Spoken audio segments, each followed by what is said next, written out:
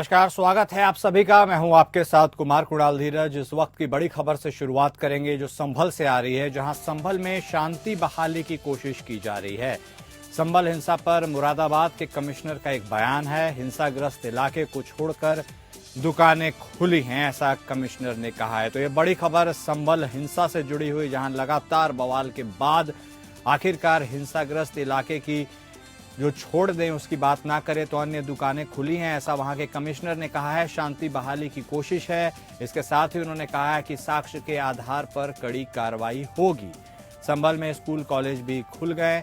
संभल में हुई हिंसा के बाद ताज़ा हालात की चर्चा करते हुए मुरादाबाद के कमिश्नर ने कहा कि संभल के हालात कंट्रोल में हैं।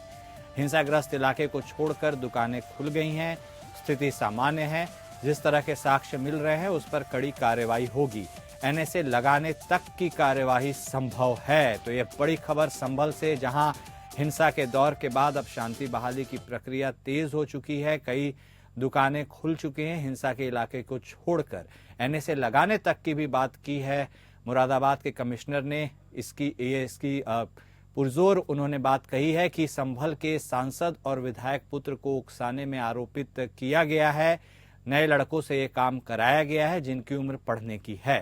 इस उकसावे में 4 लोगों की मृत्यु हो गई। पोस्टमार्टम रिपोर्ट में देसी बंदूक के इस्तेमाल होने वाले कारतूस से उनकी मृत्यु के साक्ष्य मिले हैं। पुलिस इसकी जांच पड़ताल करेगी, मजिस्ट्रेट जांच होगी। इस तरह की घटना दोबारा ना हो, इसके लिए उनकी यानी पुलिस की पूरी तैयारी है। हमारे संवाददाता चरण सिंह हमारे साथ फोन लाइन पर जुड़ चुके हैं, सीधे उनका रुख करेंगे। चरण, तो अभी लेटेस्ट अपडेट संभल की क्या है? क्योंकि जिस तरह से संभल तनाव में जला है, बहुत बड़े स्तर पर उपद्रव हुआ और उसके बाद लोगों के हताहत होने की भी सूचना मिली, और अब मुरादाबाद के पुलिस कमिश्नर का ये बयान, क्या कुछ और उन्होंने कहा और इस हिंसा को लेकर ताज़ा अपडेट क्या कुछ? जी, मैं आपको बताना चाहूंगा 19 नवंबर को एक रेड ड्राइव की गई थी। उसी दिन इसका जो है सुना गया था इसको, और उसी दिन जो है सर्वे किया गया था। साथ ही जुमा की नमाज थी, उस समय विशेष जो है सुरक्षा व्यवस्था की गई थी। वहां पर जो है अधिक लोगों को नमाज पढ़ने की अनुमति, जहां उनकी 5 से 6 हजार रुपया मस्जिद में जामा मस्जिद में नमाज पढ़ सकते हैं, उतने ही लोगों को अंदर जाने दिया। छावनी में उस दिन तब्दील नगर संभल हो गया था। साथ ही अब दोबारा जो है परसों इन्होंने जो है इसको जो सर्वे किया, और सर्वे के दौरान डीएम, एसपी और अन्य पुलिस 5 थानों की पुलिस तैनात रही थी। अब इसमें लोगों को किसी ने जो है उपद्रवियों ने इनको बलगरा दिया, जो कि जो लोग पढ़ने लायक हैं, जैसे 15, 16, 17, 18 साल या 20 साल, 25 साल जो लोग पढ़ने की उम्र है, उन लोगों को बलगराया गया और उन्होंने पत्थरबाजी शुरू कर दी। पत्थरबाज ज्यादातर मास्क लगाए हुए थे, जैसे रुमाल वगैरह बांध देते हैं मुंह से, इस तरह से जो है कि पहचान ना हो। अब इसमें पुलिस ने जो है सख्त कार्रवाई करते हुए इसमें लगभग जो है प्रशासन की तरफ से तो अभी 3 लोगों की मौत हुई है, लेकिन एसपी ने कहा है कि गोली से उन लोगों की मौत हुई है। अब देखना यह है कि इस समय 24 घंटे के लिए नेट अब फिर दोबारा बंद कर दिया गया है, वहाँ का नेट व्यवस्था नहीं है।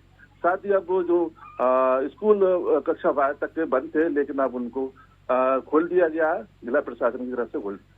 लेकिन 12 सदस्यीय प्रतिनिधिमंडल समाजवादी पार्टी का आज संभल पहुंचेगा, और साथ ही जो घटना हुई है उसके बारे में जानकारी लेगा।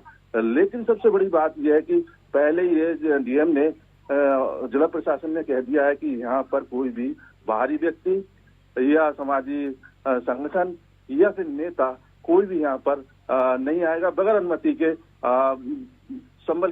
जनपद संभल की सीमा में कदम नहीं रखेगा। ठीक है। तो ये प्रतिनिधिमंडल कैसे पहुंचता है, ये तो सबसे बड़ी बात है। और कहीं ना कहीं जिला प्रशासन का भी सोचना है कि यहाँ पर जो है सुरक्षा व्यवस्था के बीच यहाँ पर जो है कोई भी जो है उपद्रव आगे ना बढ़े या कोई जो है उकसावा में ना आए। तो कहीं ना कहीं बिल्कुल जो है कदम जिला प्रशासन का कदम उठाना ठीक है। जी ठीक है, बहुत शुक्रिया चरण, हमारे साथ जुड़ने के लिए, तमाम बातचीत करने के लिए।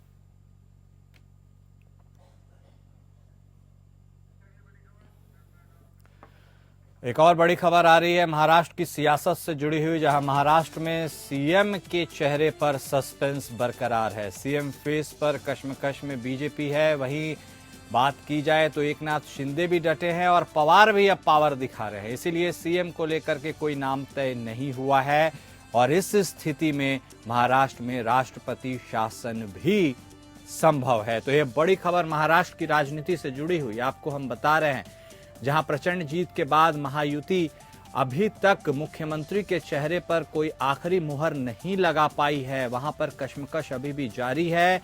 कौन बनेगा महाराष्ट्र का अगला मुख्यमंत्री, इसको लेकर लगातार मंथन और बैठकों का दौर चला, लेकिन उसमें कुछ निकल कर नहीं आया। और ऐसे में अब यह भी गुंजाइश जताई जा रही है कहीं महाराष्ट्र में राष्ट्रपति शासन ना लग जाए। महाराष्ट्र विधानसभा चुनाव में भारतीय जनता पार्टी ने अब तक की सबसे बड़ी जीत हासिल की और यह बड़ी खबर हम आपको बता रहे हैं, जहां अभी तक सीएम के नाम पर कोई फैसला नहीं हुआ है।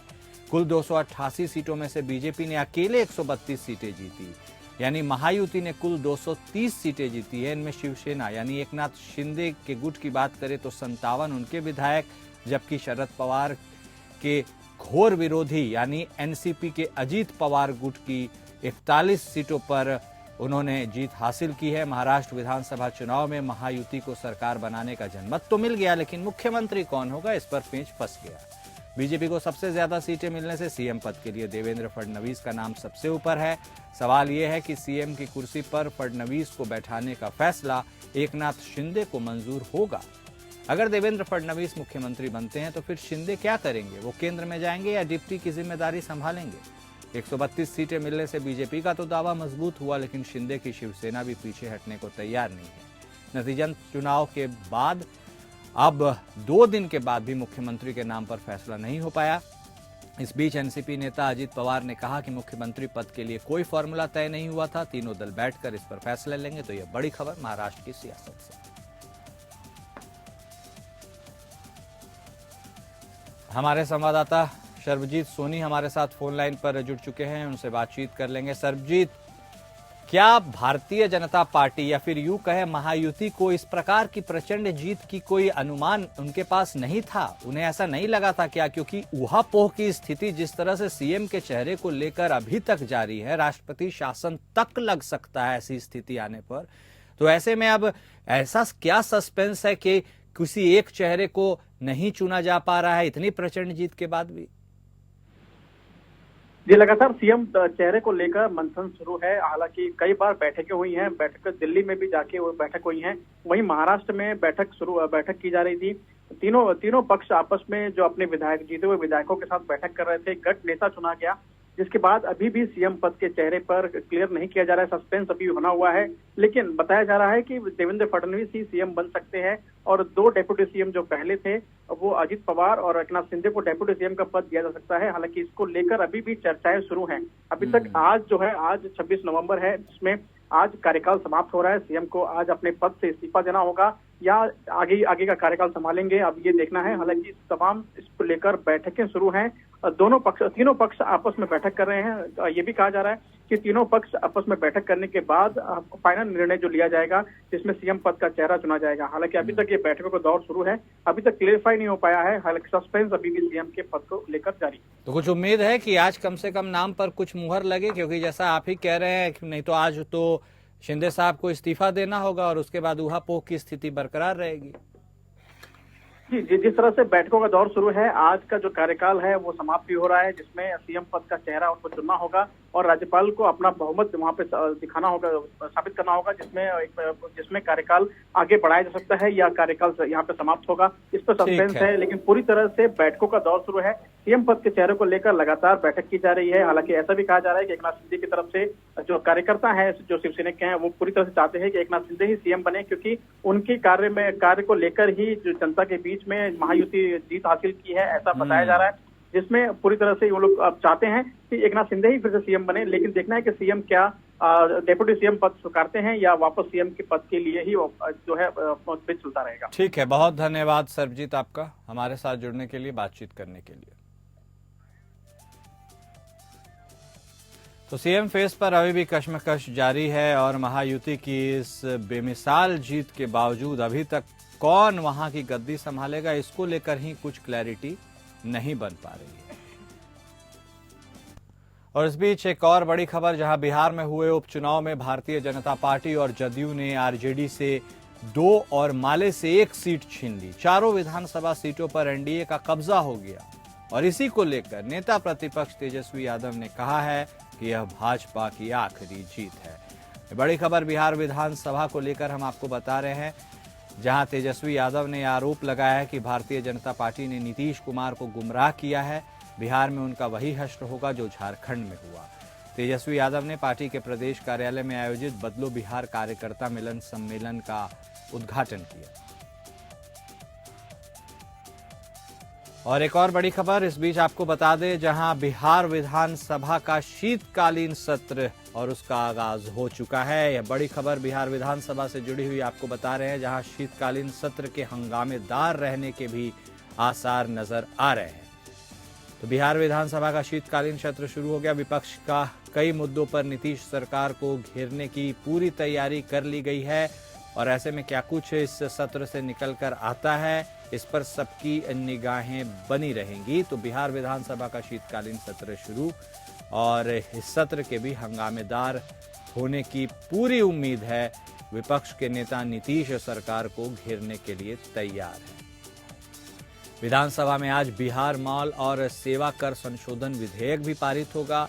इस सत्र में कुल 7 विधेयक पटल पर रखे गए हैं, जिसमें बिहार विनिमय विधेयक 2024 पास हो गया। साथ ही बिहार लिफ्ट एवं एक्सीलरेटर विधेयक 2024 को भी पास किया गया है। हमारे संवाददाता दानिश हमारे साथ फोन लाइन पर जुड़ चुके हैं। तो दानिश, आखिरकार शीतकालीन सत्र बिहार विधानसभा का शुरू हो गया है। इस सत्र में कौन कौन से वह इंपॉर्टेंट विधेयक है जो संभवतः पास हो सकते हैं, जो पास हो गए, और इस सत्र के संचालन को लेकर क्या कुछ लग रहा है? हो हंगामेदार होने वाला है या पूरा सत्र, या फिर शांति से निपट जाएगा?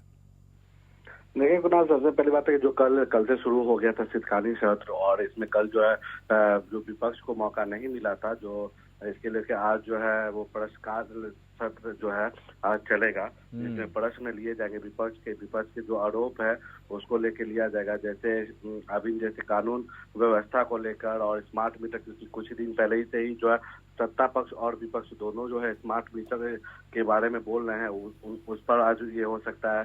फिर वक्फ बिल को लेके जो है कल पहला ही दिन जो है विपक्ष जो है इसको लेके जो है हंगामा किया था कि इसको सरकार जो है जैसे नीतीश सरकार में जो भी क्या वहां पर ये है वो वापस ले ले, वो समर्थन ना करे केंद्र सरकार का।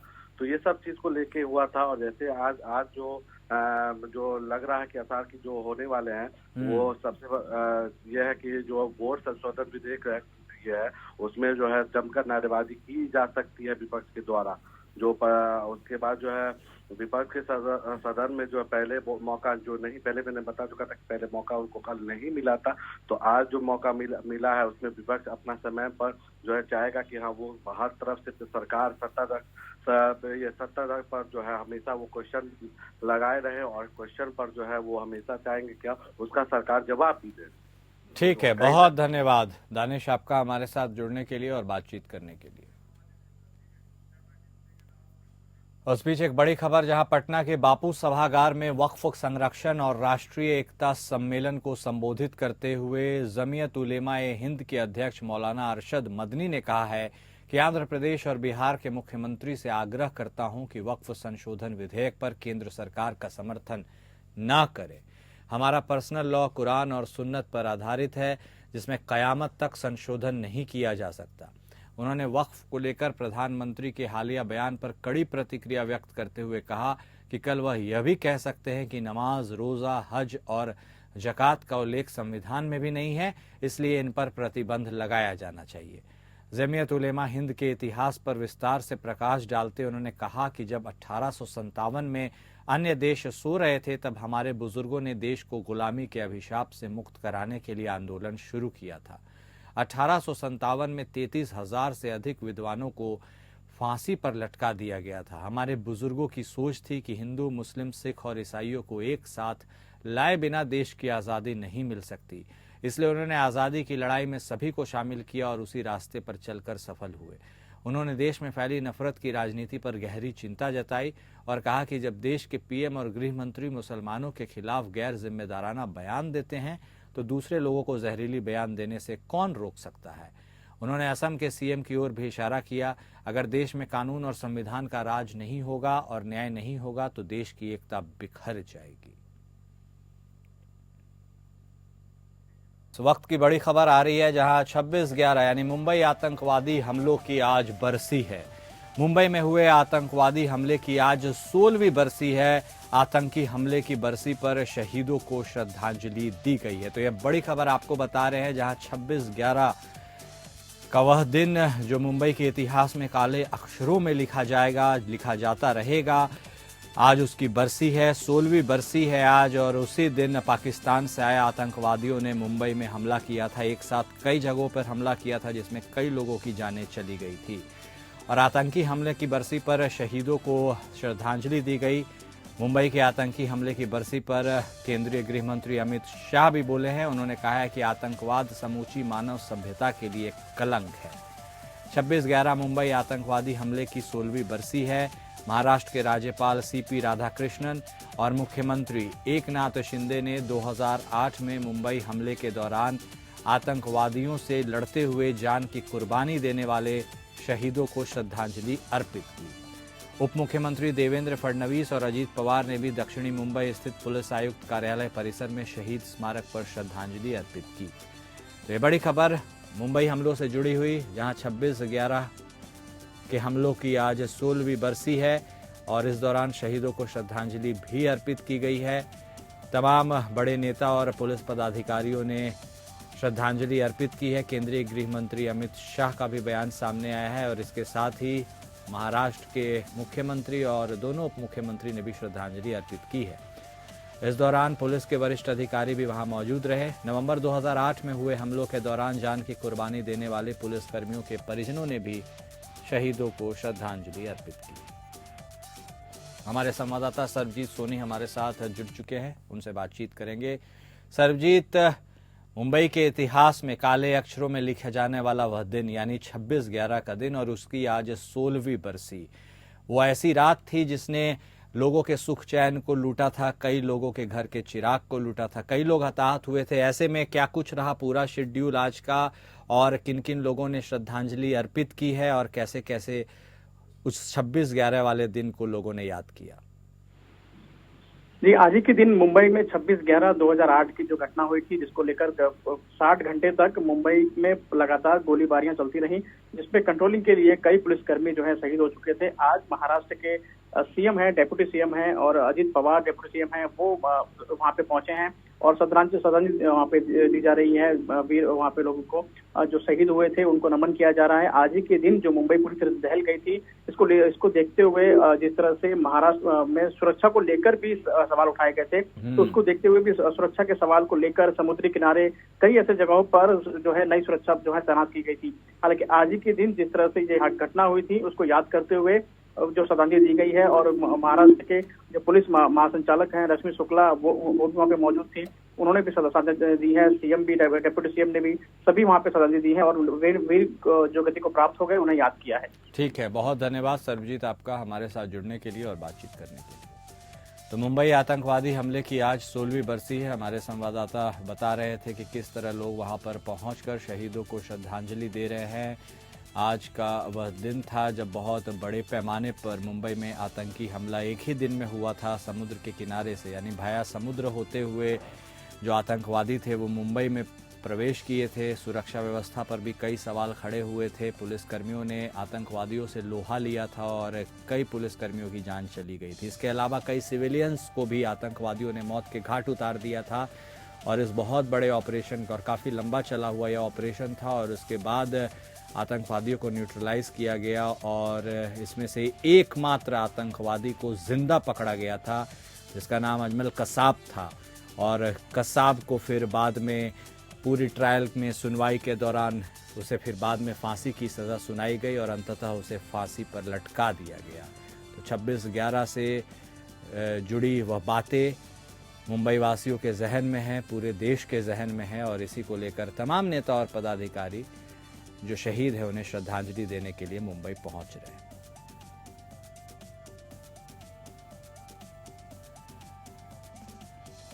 तो मुंबई में आतंकवादी हमले की 16वीं बरसी और उसको लेकर तमाम नेतागण और पदाधिकारी शहीदों को श्रद्धांजलि अर्पित करते हुए महाराष्ट्र के मुख्यमंत्री, दोनों उप मुख्यमंत्री भी आयुक्त कार्यालय परिसर में पहुंचे। दोनों उप मुख्यमंत्री आयुक्त कार्यालय परिसर में पहुंचे और उन्होंने शहीदों को श्रद्धांजलि दी। इसके साथ ही केंद्रीय गृह मंत्री अमित शाह का भी बयान आया कि आतंकवाद समूची मानव सभ्यता के लिए एक कलंक है और उन्होंने अपनी भावनाएं जाहिर की।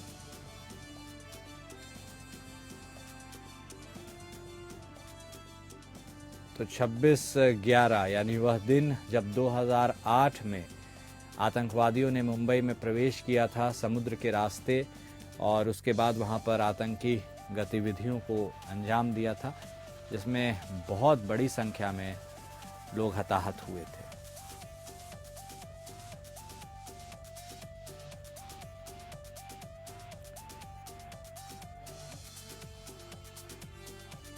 और मुंबई में हुए आतंकवादी हमले को लेकर और श्रद्धांजलि अर्पित करने के लिए तमाम नेतागण और पदाधिकारी मुंबई पहुंच रहे हैं और सब अपने अपने तरीके से शहीदों को श्रद्धांजलि अर्पित कर रहे हैं।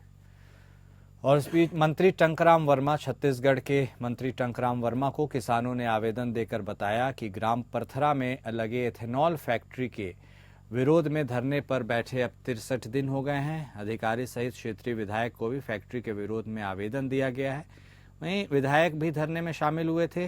पूर्व मुख्यमंत्री डॉक्टर रमन सिंह भी इस बीच पहुंचे थे, लेकिन आज तक फैक्ट्री बंद नहीं हुई, जिसके बाद 2 से 3 दिन हो गए। फैक्ट्री में जाने वाले रास्ते में पंचायत के द्वारा खंबा गाड़ दिया गया, जिससे किसी प्रकार कोई वाहन उस फैक्ट्री में नहीं जा सके। और इसी बात की शिकायत किसानों ने मंत्री टंकराम वर्मा को आवेदन देकर की।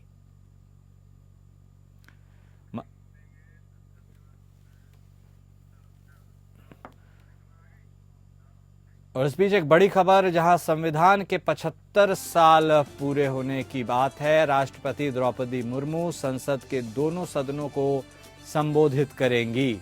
आज संसद के दोनों सदनों को राष्ट्रपति द्रौपदी मुर्मू संबोधित करेंगी। सीजेआई संजीव खन्ना भी उस दरमियान मौजूद रहेंगे। आज संविधान दिवस है और देश संविधान की 75वीं सालगिरह मना रहा है। राष्ट्रपति द्रौपदी मुर्मू पुरानी संसद के सेंट्रल हॉल में दोनों सदनों के सदस्यों को संबोधित करेंगे। तो यह बड़ी खबर आपको बता रहे हैं, जहां संविधान के स्थापना के 75वें सालगिरह के उपलक्ष्य में भारत की राष्ट्रपति द्रौपदी मुर्मू आज दोनों सदनों को संबोधित करेंगी। संविधान दिवस है आज।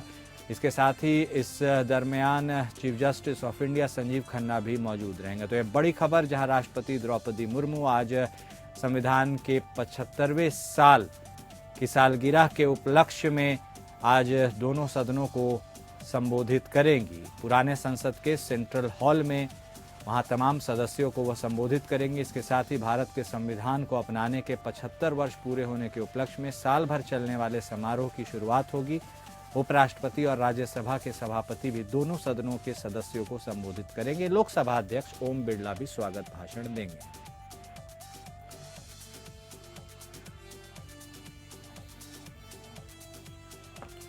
और अभी के लिए इस बुलेटिन में इतना ही। नमस्कार।